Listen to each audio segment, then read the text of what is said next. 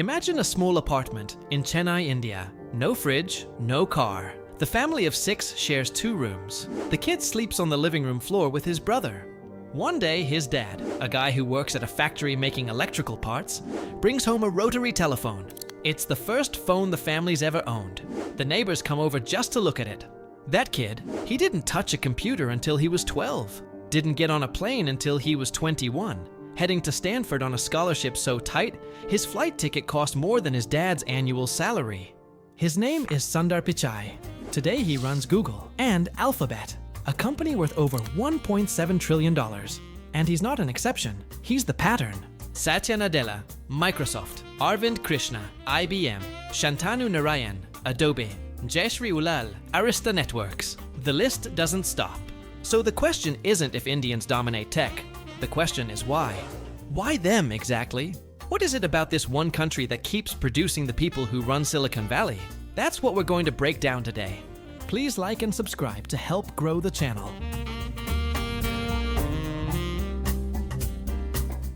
Let's start with the most obvious thing, the numbers. India has 1.4 billion people.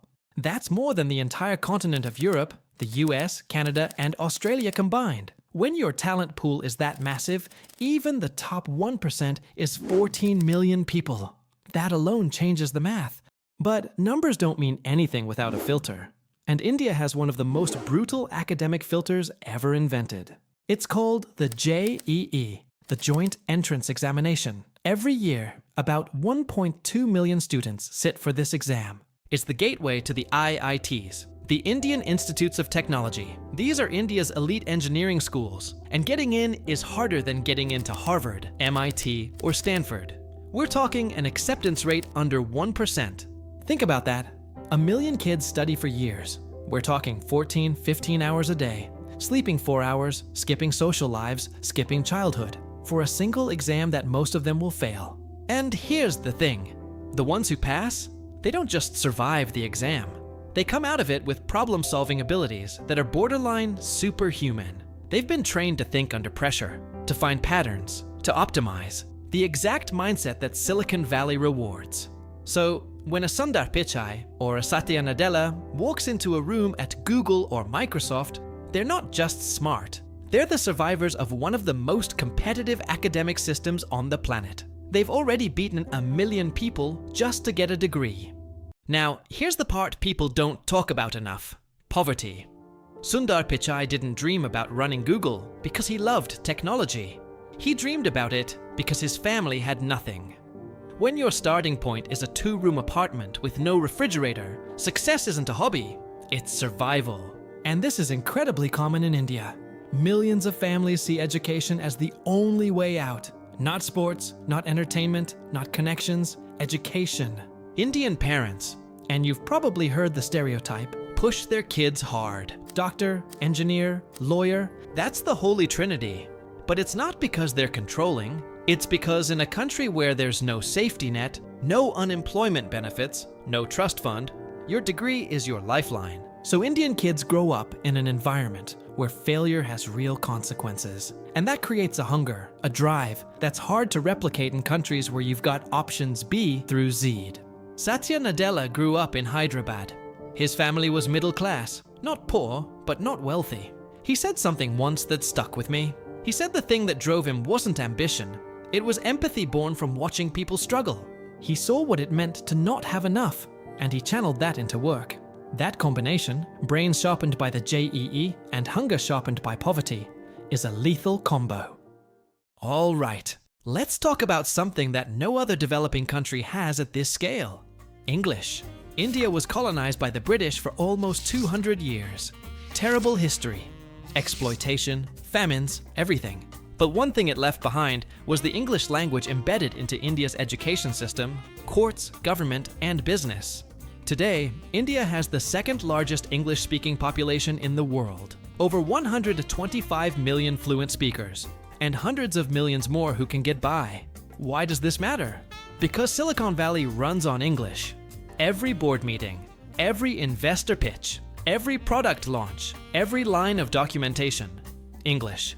And while brilliant engineers from China, Japan, or South Korea might struggle with that transition, Indian engineers walk into American companies already speaking the language.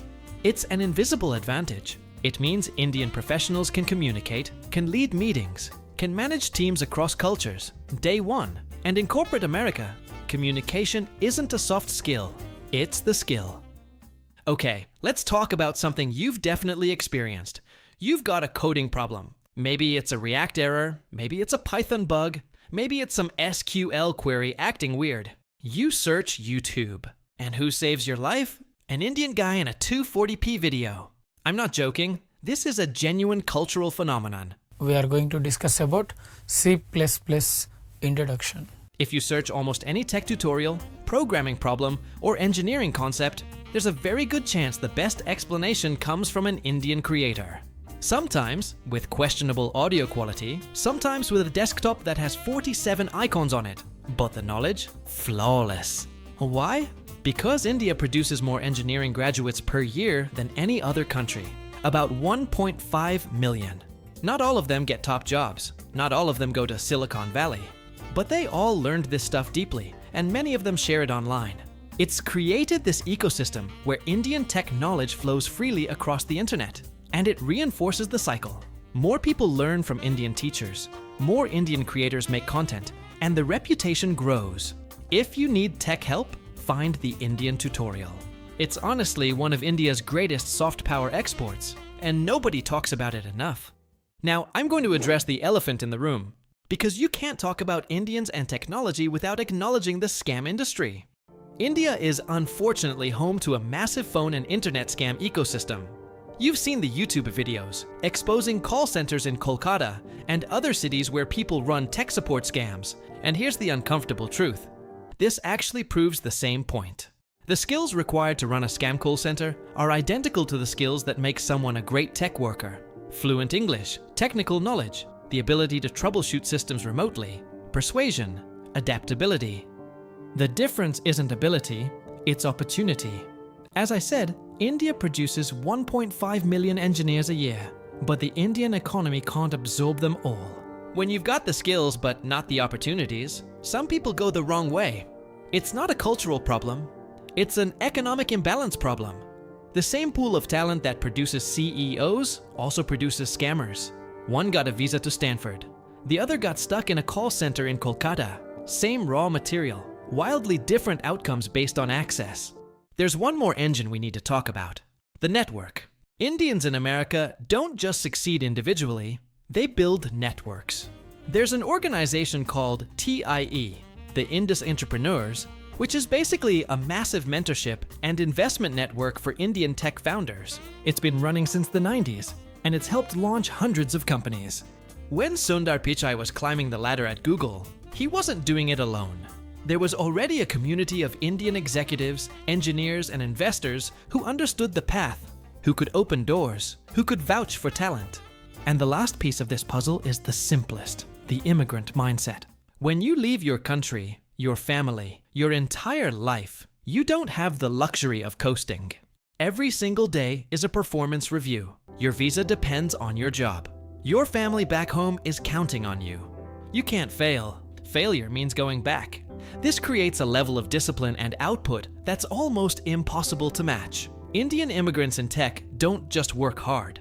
They work like their existence depends on it, because in many cases, it literally does. Sundar Pichai has talked about the weight of that, the feeling that you're not just working for yourself. You're carrying your family, your village, your entire community's hopes on your back. That pressure either breaks you or makes you unstoppable. So when people ask why Indians, the answer isn't one thing. It's a system. It's what happens when hard work meets desperation, and desperation meets opportunity. Like the video and share it, because a lot of us noticed this phenomenon, but never asked why.